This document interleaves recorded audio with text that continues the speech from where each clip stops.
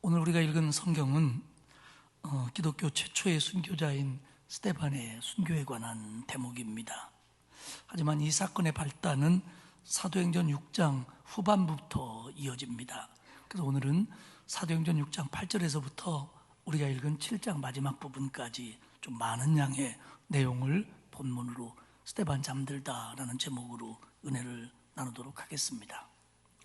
사도행전 1장에서 우리가 읽은 7장까지 그 유대의 최고 권력기관인 유대의회가, 공의회가 산헤드린이 기독교 지도자들을 붙잡아다가 신문한 것이 오늘을 포함해서 3번 기록되어 있습니다. 첫 번째는 그 사도들을 잡아다가 예수의 이름으로 다시는 말하지 말라라고 협박을 하며 금지 명령을 내리는 걸로 끝을 냈고요. 두 번째는 다시 예수님에 관해서 말하지 말라고 하는 금지 명령을 내리면서 채찍질을 하고 풀어줬습니다. 하지만 오늘 본문의 3번째 사건은 이제 스데반이 돌에 맞아 죽는 것으로 마무리가 됩니다. 이처럼 유대 종교 지도자들과 또 예수를 믿는 기독교 공동체와의 충돌은 시간이 지나면서 이렇게 점점 격해지고 앞으로 더욱 심해질 것을 우리에게 예고해 주고 있습니다. 오늘은 스데반의 순교에 관한 내용을 다루는데요, 첫 번째는 발단입니다.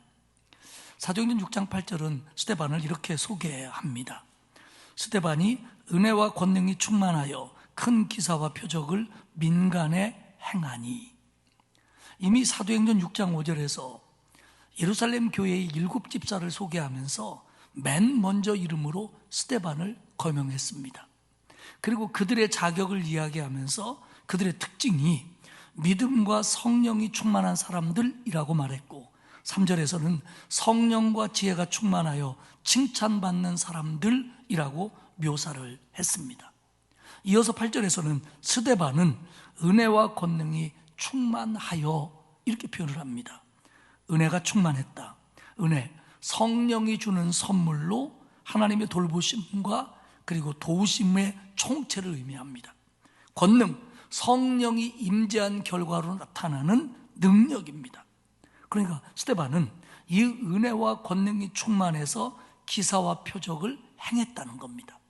스데반 집사가 기사와 이적을 표현했습니다. 이 말은 사도행전 속에서, 아니 신약 속에서 예수님과 사도들 외에는 기적을 행한 자로 묘사되는 첫 번째 인물이 바로 이 스데반입니다. 이렇게 훌륭한 신앙인이었는데 문제의 발단은 이렇습니다. 6장 9절에 보면 이른바 자유민들, 즉 구레네인, 알렉산드리아인, 길리기아와 아시아에서 온 사람들의 회당에서 어떤 자들이 일어나 스데반과 더불어 논쟁할세. 무대가 회당이었는데 그 회당은 구레네인, 알렉산드리아인, 길리기아와 아시아에서 온 사람들이 모이는 회당에서 어떤 사람이 스데반과 논쟁을 하였다라는 얘기입니다. 그런데 그들을 이른바 자유민들이라고 부릅니다. 여기서 자유민들이라고 하는 말은 조상이 노예이었다가 자유를 얻은 유대인이거나 아니면 그의 자손들을 말할 때 이런 표현을 씁니다.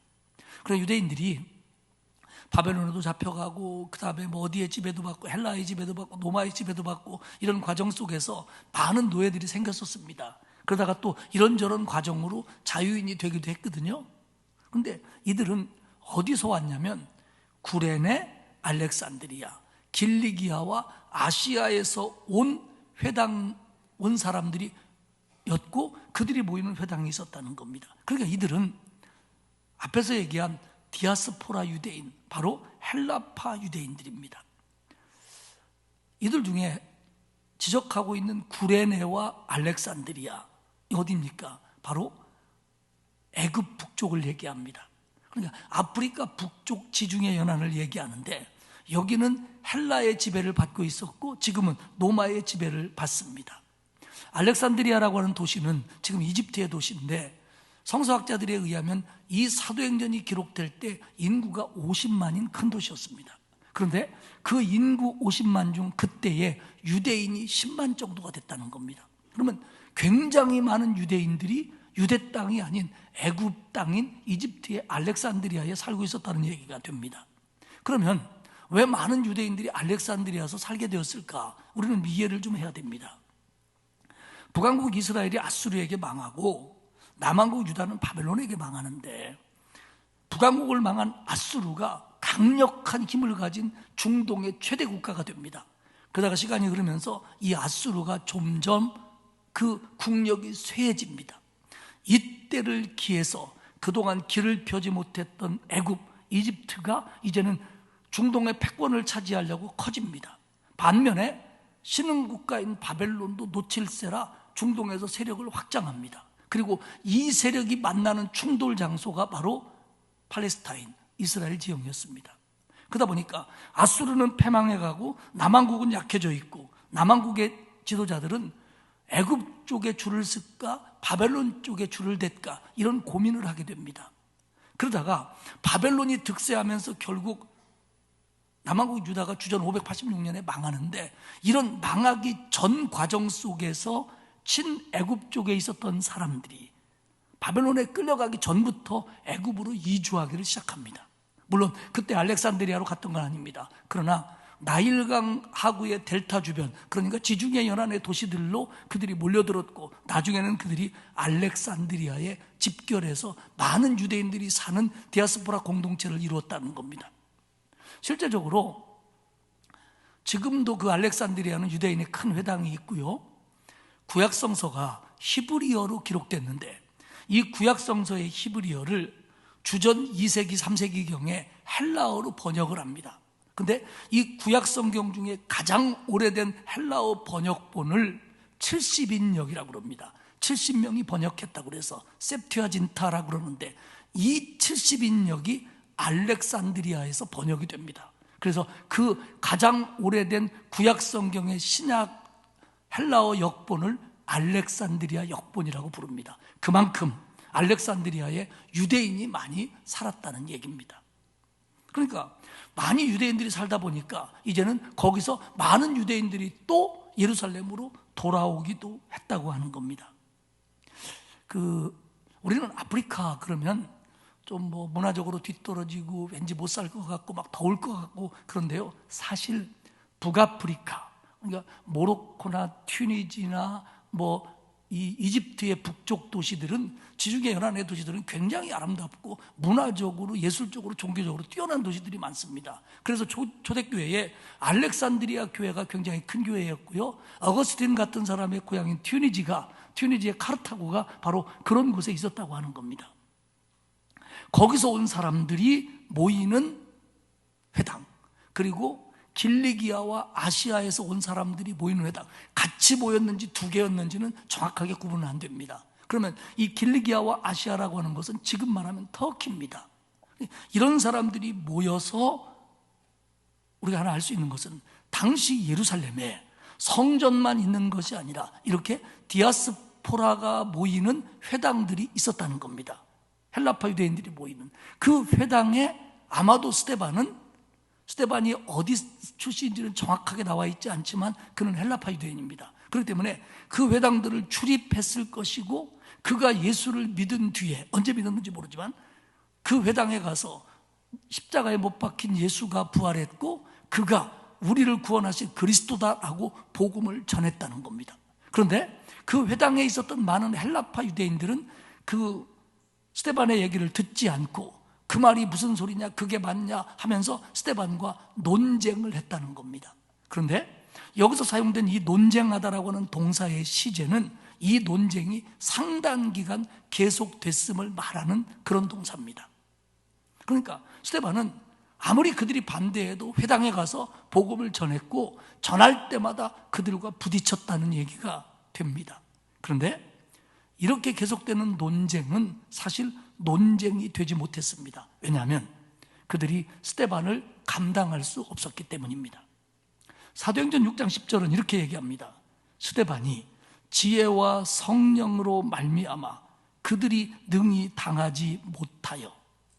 하나님이 스데반에게 지혜를 주시고 능력을 주기 때문에 그 회당에서 스데반이 가서 복음을 전할 때 그들이 스데반을 당해낼 수가 없었다는 겁니다. 요즘도 교회 다니지 않는 사람들이 그런 말 해요. 교회 다니는 사람들은 말을 참 잘한다고.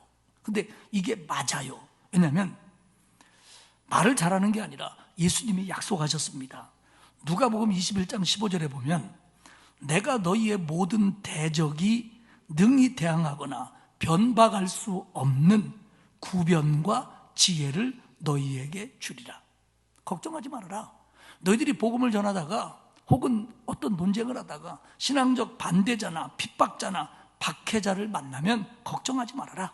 내가 그때 너희에게 지혜를 주고 구변을 주어서 그들에게 잘 말할 수 있도록 내가 만들어 주겠다 말씀입니다. 물론 그리스도인이 말만 잘하면 안 되지요. 다 잘하고 말도 잘해야지요. 그러니까 그래서 우리가 말을 잘해서 복음을 잘 전파하는 게 중요합니다. 그런데 여러분, 사람이 논쟁을 하다가 말싸움이 됐다가 밀리면 어떤 반응을 보입니까, 여러분?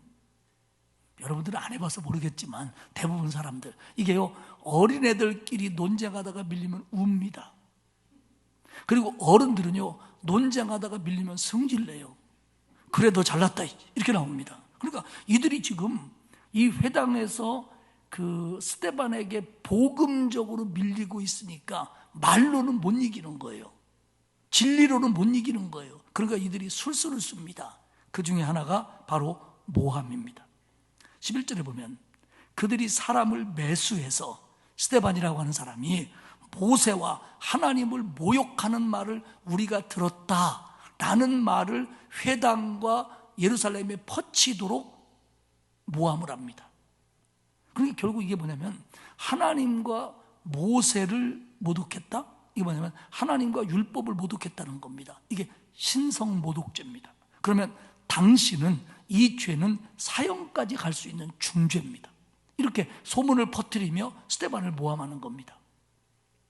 그리고는 거기서 그치는 것이 아니라 고발을 해요. 6장 12절에 보면 백성과 장로와 서기관들을 충동시켜 와서 잡아가지고 공회에 이르러. 스데반이 하나님과 모세의 율법을 모욕했다, 신성모독을 했다 라고 소문을 퍼뜨려서 고발해가지고 회당 사람들과 이스라엘 종교지자들과 율법 전문가들을 흥분시켜가지고 그들이 유대 공회를 통해서 스데반을 잡아가게 만들었다는 겁니다. 그리고는 거기서 끝나는 게 아니라 공회에서 거짓 증언을 합니다. 13절에 보면 거짓 증인을 세우니 이르디, 이 사람이, 스데반이 이 거룩한 곳과 성전과 율법을 거슬려 말하기를 마지 아니했다. 스데반이 이 거룩한 성전과 율법에 대해서 계속 거슬리게 말했다. 거기다가 스데반은 예수가 성전을 헐고 예수가 모세가 우리에게 준 율법과 규례를 고치겠다고 예수가 말했다고 우리에게 말하고 다녔다, 이렇게 거짓 증언을 합니다. 그러자 이제 유대 공회에 의한 신문이 시작됩니다.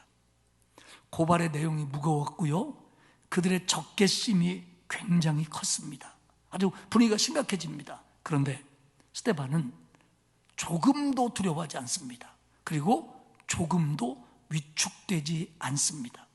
사도행전 6장 15절은 그때의 스데반을 이렇게 표현합니다. 그때의 스데반의 얼굴이 천사 얼굴 같았다. 이렇게 살벌한 때에 스데반의 얼굴은 천사 얼굴 같았다는 겁니다. 그만큼 평안했고, 그만큼 확신이 있었고, 그만큼 성령 충만했습니다. 이제 신문과 답변입니다. 공회에서 스데반의 답변은 변명이나 잘못했습니다, 내가 그러지 않았습니다가 아니고 설교입니다. 설교. 7장 1절에 보면 대제사장이 이렇게 묻습니다. 이것이 사실이냐? 저들이 너를 고발하고 증언하는데 네가 하나님을 모독했고 성전을 모독했고 율법을 모독했다고 그러고, 그리고 그렇게 말하고 다니는 예수를 지지했다고 그러는데 너 이게 사실이냐? 너 정말 성전 모독했냐? 율법을 모독했냐? 그리고 그렇게 말한 예수를 지지하는 거냐? 만약에 이 죄가 성립된다면 스데반은 앞서 말씀드린 것처럼 죽음을 면하기 어려운 상황입니다. 그런데 스데반은 자기 변명이나 자기 주장 안 합니다. 그리고 오직 그들에게 주님의 복음을 전하는 데 집중합니다. 그래서 여기 스데반의 설교가 이제 사도행전 7장에 쭉 나오는데요, 이 설교가 굉장히 길어요.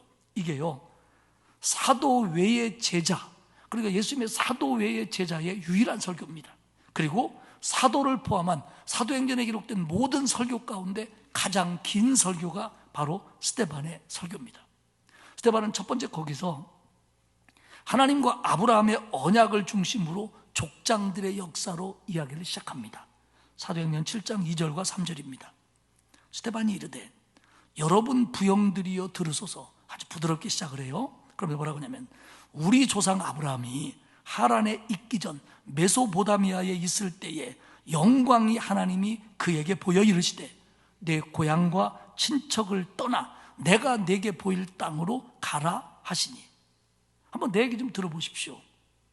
아브라함이 하나님의 부르심을 받아 당신과 우리들의 조상이 됐습니다. 그런데 이것은 아브라함이 하나님의 언약을 믿고 하나님의 약속을 믿는 믿음으로 가능한 것입니다. 그리고 하나님은 아브라함과 맺은 언약에 늘 신실하셨습니다. 그리고 이 얘기는 뭐냐면, 우리가 아브라함의 자손이라고 그러는데 아브라함이 그러했듯이 하나님을 믿는 믿음이 없다면 아브라함의 자손, 하나님의 백성이라는 게 의미가 없는 얘기다, 이 얘기를 합니다. 그리고는 족장 중의 얘기를 쭉 하다가 요셉 얘기를 합니다. 요셉이 형에게 시기와 미움을 사여 애굽으로 팔려갔다. 그런데 하나님이 애굽에서 요셉을 총리가 되게 만들어줬다. 그런데 가나안 땅에 기근이 들어서 요셉을 판 그들이 죽을 지경에 이르렀다. 그런데 오히려 그들이 미워했던 요셉을 통해서 그들이 구원받았다라는 요셉의 얘기를 합니다. 그건 무슨 얘기냐면, 너희가 예수 그리스도를 십자가에 못 박아 죽였지만 그는 살아나셨고 오히려 그분이 우리를 구원할 구세주이시다.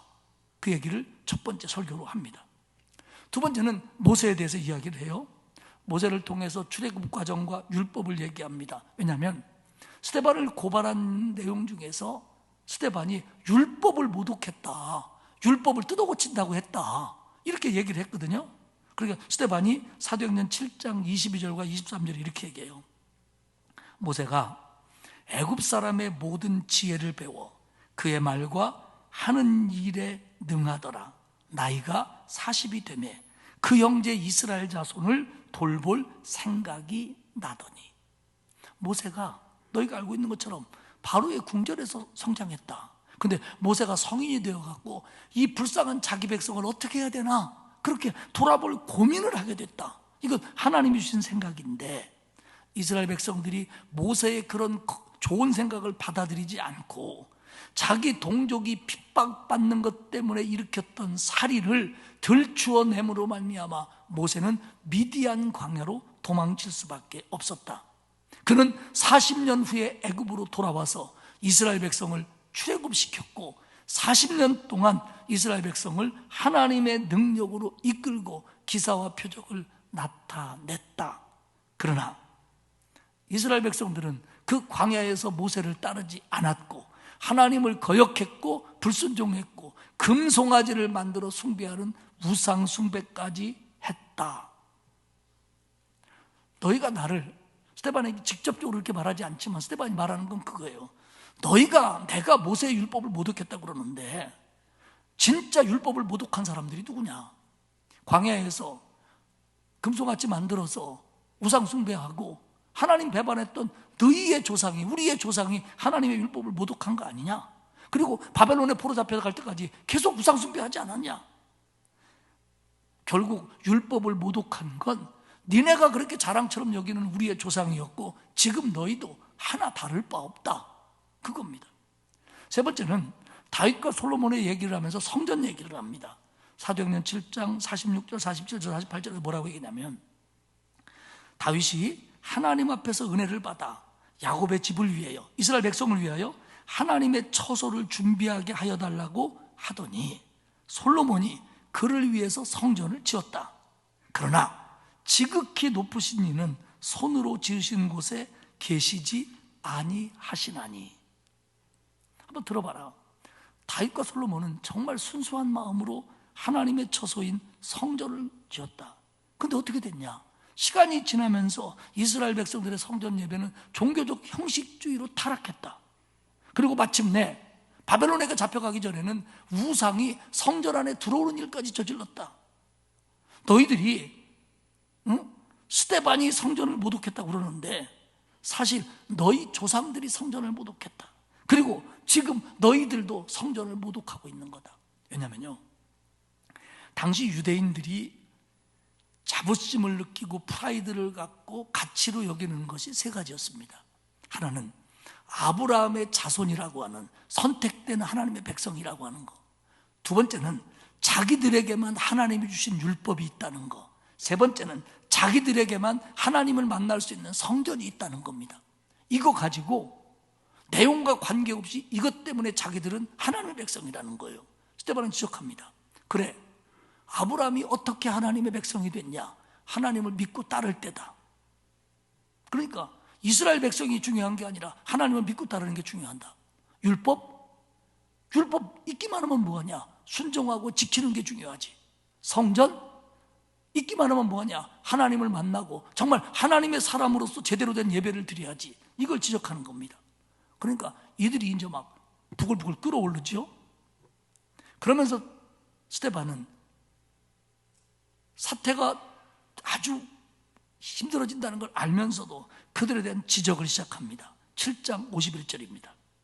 목이 곧고 마음과 귀에 할례를 받지 못한 사람들아, 너희도 너희 조상과 같이 항상 성령을 거스르는도다.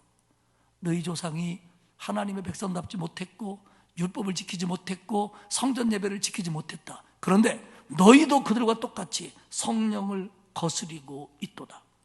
공회의원들, 지도자들, 유대인들, 너네 다 목이 곧다.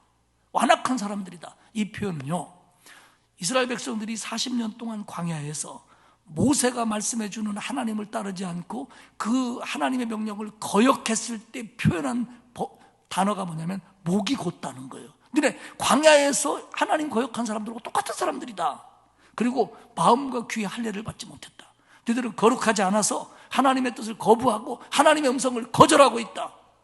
고로 너희는 성령을 거스리는 사람들이다. 그러면서 52절과 53절에 계속합니다. 너희 조상들은 선지자들을 박해했고 죽였고 구세주로 오신 예수를 거역하고 너희는 십자가에 못 박아 죽게 했다. 그리고 너희는 받은 율법도 지키지 않고 있다.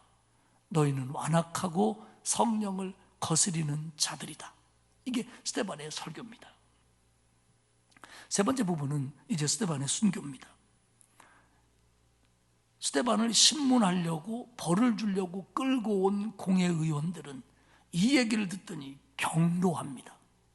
아주 막 열이 머리끝까지 오릅니다. 54절에 보면 그들이 이 말을 듣고 마음에 찔려 그를 향하여 이를 갈거늘. 흔히 우리가 마음이 찔려 이런 말을 하면 양심이 찔렸다 이런 뉘앙스를 갖는데 여기서 이 단어는 경로했다는 뜻입니다. 그 얘기를 들으니까 양심이 찔린 게 아니라 성질이 더 났다는 거예요. 그래가지고 이를 갈았는데 이 이를 갈다는 표현은요, 어떤 표현이냐면 이거예요. 마치 살려둘 수 없는 원수를 앞에 둔 상태로 흥분하는 겁니다. 지금 스데반은 살려둘 수 없는 사람이라고 흥분해갖고 노에서 이를 가는 모습, 이것이 지금 스데반을 신문하겠다고 하는 공회의원들의 모습입니다. 유대 공회가 뭡니까, 여러분? 유대인의 대표들이에요. 그 사람들 교양 있는 사람들이에요. 나름대로 학식이 있고 율법을 지킨다고 하는 종교 지도자들입니다. 근데 그들이 이제 자기들의 모습은 어디로 간지 사라져보고 살기 등등한 폭도로 바뀝니다. 금방 무슨 일을 저지를 사람처럼 바뀝니다. 여기서 우리는 신앙적인 반대라고 하는 것이, 신앙적 적개심, 적대감이라는 것이 얼마나 무섭고 맹목적이라는 걸 알 수 있습니다. 우리 인류 역사 속에서 신앙 때문에, 종교 때문에 일어난 박해, 전쟁이 얼마나 많았습니까? 예수님은 마가복음 9장 40절에서 이런 말씀을 하셨어요. 우리를 반대하지 않는 자는 우리를 위하는 자니라. 우리를 반대하지 않는 자는 우리를 위하는 자니라. 이 말은 예수님 핍박하지 않고 교회 다니는 거 반대하지 않으면 구원받는다, 이런 얘기는 아니에요. 이건 구원의 얘기가 아닙니다. 이것에 대해서 프롬모라고 하는 신학자는 이거는 관용에 관한 얘기다, 이렇게 말씀을 했어요. 뭐라고 하냐면, 누군가가 그리스도에 대해서 적개심을 품지 않는다면, 적대감을 갖지 않는다면 그리스도의 편으로 받아줘라 라고 하는 관용을 얘기하는 설명이라는 겁니다. 우리 교회에 남편은 교회 안 나오고 혼자 나오시는 여자분들이 많이 계셔요. 근데 그 남편이 지금 교회는 안 나온다고 하더라도 아내한테, 당신 교회 나가면 나 당신하고 안 살아, 당신 교회 나가면 나 당신하고 이혼할 거야, 이렇게까지 안 하면 앞으로 교회 나올 수 있는 교회 나올 수 있는 가능성이 있는 것으로 믿고 받아주라는 겁니다. 아멘 소리가 작아요? 아마 어떤 사람은 속으로 그랬나 몰라요. 이혼하면 누가 손해인데? 어쨌든 지금 남편이나 가족이 교회 나오지 않는다고 그래서 무조건 내 적처럼 여기지 말고, 그들이 그냥 막 머리끄댕이 잡는 핍박하지 않는다면 해도 할 수 없지만 하나님 앞에 나올 수 있는 사람이라고 믿고 기도하고 관용하라는 얘기입니다. 근데 어쨌든 영적인 적대감이라는 게, 신앙적인 적대감이라는 게 굉장히 무섭고 맹목적인 겁니다. 지금 유대 공회 의원들이 스데반에 대한 태도가 그래요. 근데요, 스데반은 절대로 두려워하지 않습니다. 7장 55절과 56절에 보면 스데반이 성령 충만하여 하늘을 우러러 주목하여 하나님의 영광과 및 예수께서 하나님 우편에 서신 것을 보고 말하되, 보라, 하늘이 열리고 인자가 하나님 우편에 서신 것을 보노라 한대. 스데반이 그들이 막 이를 갈고 그러는데도 계속 설교를 이어가는데 그 중에 환상을 보는 겁니다. 하늘의 환상. 보니까 하늘문이 열리고 하나님의 영광의 보좌가 있는데 그 옆에 예수 그리스도가 서 계시더라는 겁니다. 그래서 그들에게 말하는 겁니다. 봐라, 하늘문이 열리고 하늘의 영광이 내 눈에 보이는데 하나님 우편에 예수님이 서 계시다. 이러니까 이 유대 공회 의원들은 더 막 난리가 난 거야. 아니, 자기들이 십자가에 못 박아 죽인 예수가 하나님과 함께 서 있어? 우리가 죽은 예수가 하나님이란 말이야? 저거 신성모독한 거 맞구만, 이러면서 막 달려드는 거예요. 그 거룩한 임재의 자리에 자기들이 죽인 예수가 있다고 하니까 그들은 막 참을 수가 없는 겁니다. 근데 우리가 주목해야 될 것은요, 예수님이 하나님의 우편에 서 계신 걸 스데반이 봤습니다. 근데 우리가 사도신경, 그러니까 초대교회가 성경 말씀이 보편화되지 못하다 보니까 이게 어떤 게 바른 신앙인지, 어떻게 믿는 건지 잘 믿는지를 정리할 필요가 있었어요. 그리고 이단들이 생겨나니까 그들이 믿는 것이 우리와 믿는 것이 어떻게 다른지를 구분하기 위해서 사도들의 신앙 고백을 정리합니다. 이게 사도신경입니다. 근데 사도신경에 보면 장사한 지 사흘 만에 죽은 자 가운데 다시 살아나시며 하늘에 오르사 전능하신 하나님 우편에, 그 다음에가 뭐죠? 앉아 계시다가. 그러니까 사도들의 신앙 고백은 주님은 부활승천하시어서 하나님 곁에 앉아 계신 분입니다. 근데 오늘 스데반이 본 예수님은 하나님 곁에 서신 분이에요. 이게 무슨 의미냐? 성서학자들은 하나님 우편에 예수님이 서셨다는 얘기는 이제 심판자로서 행동을 취할 태도를 갖고 계시다라는 의미라는 겁니다. 이게 뭐냐면, 야, 니네 하나님이 곧 예수님이 너희를 심판하실 거다라는 스데반의 경고였다는 겁니다. 그러니까 57절에 보니까 그들이 큰 소리를 지르며 귀를 막고 일제히 그에게 달려들어.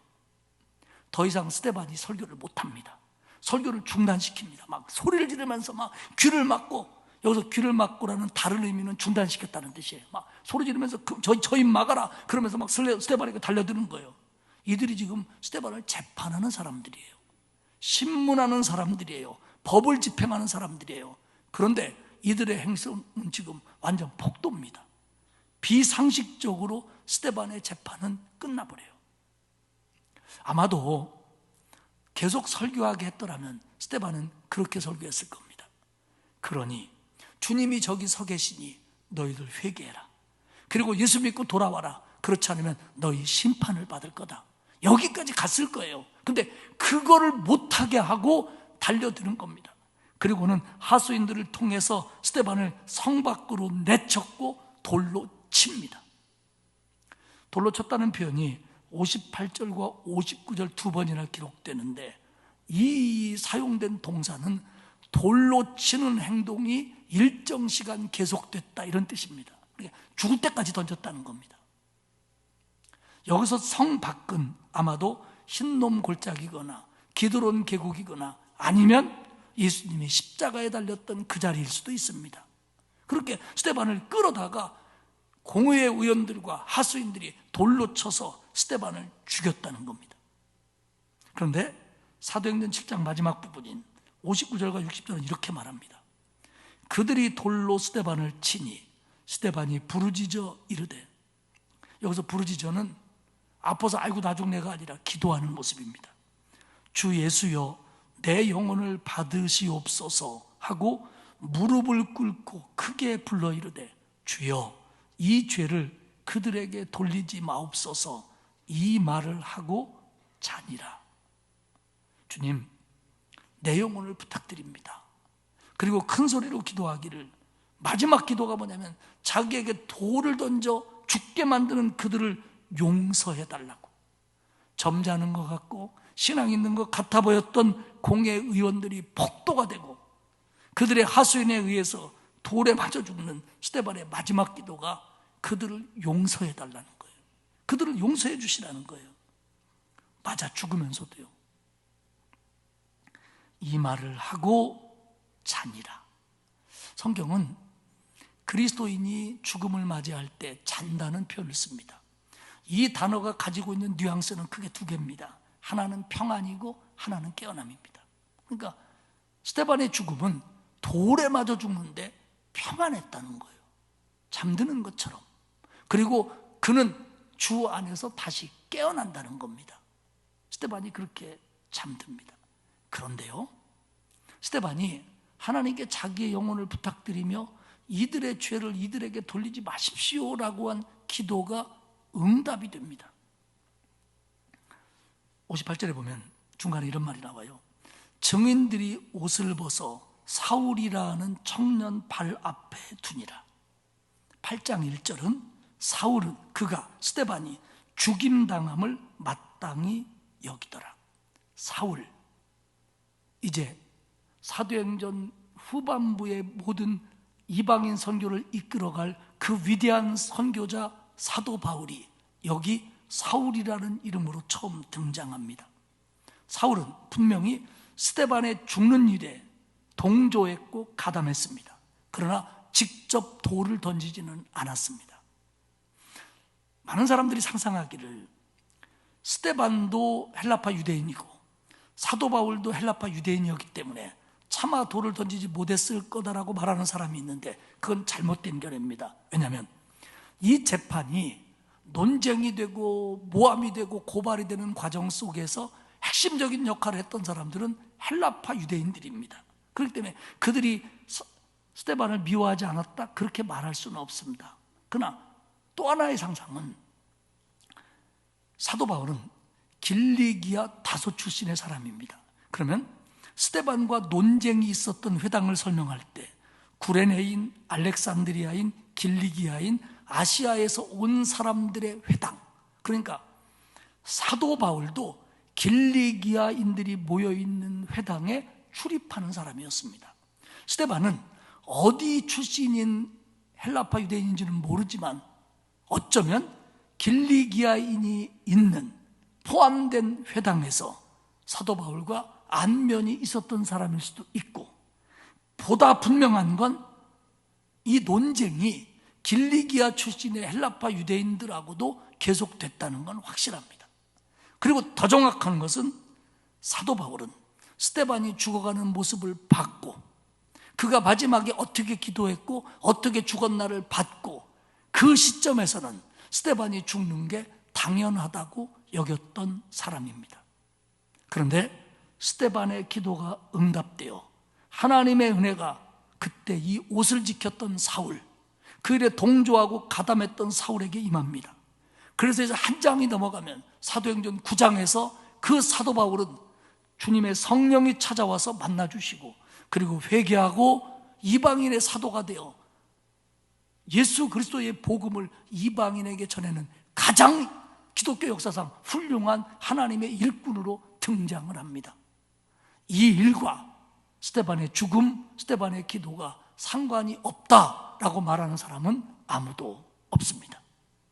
스데반은 그렇게 잠들었지만, 그 사건 때문이라고는 말 못하지만 그 사건은 사울이 사도 바울 되게 하는데 굉장히 큰 부분을 감당했을 것은 분명합니다. 설교를 마치겠습니다.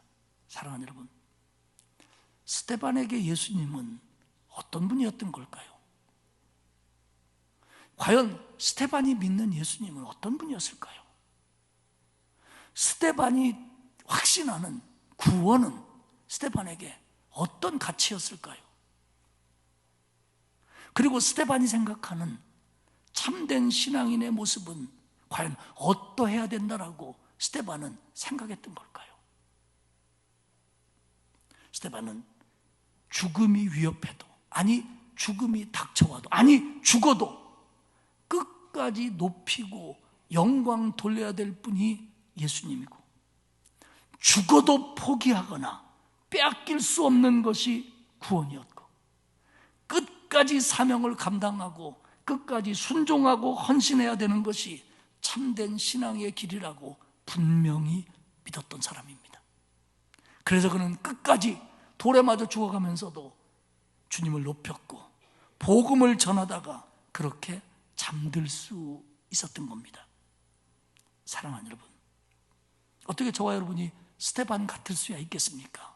많은 우리도 정말 우리가 세상을 살면서 이 세상의 모든 걸 다 잃어버린다고 할지라도 죽어도 잃을 수 없는 분, 놓칠 수 없는 분, 그분이 예수님이고, 다 빼앗겨도 끝까지 붙들고 있어야 될 게 구원이고, 그리고 그 예수, 그 구원의 가치를 알기 때문에 죽어도 순종하고 헌신해야 되는 것이 우리의 길이고 사명이라는 걸 다시 한번 마음에 새기시기를 축복합니다.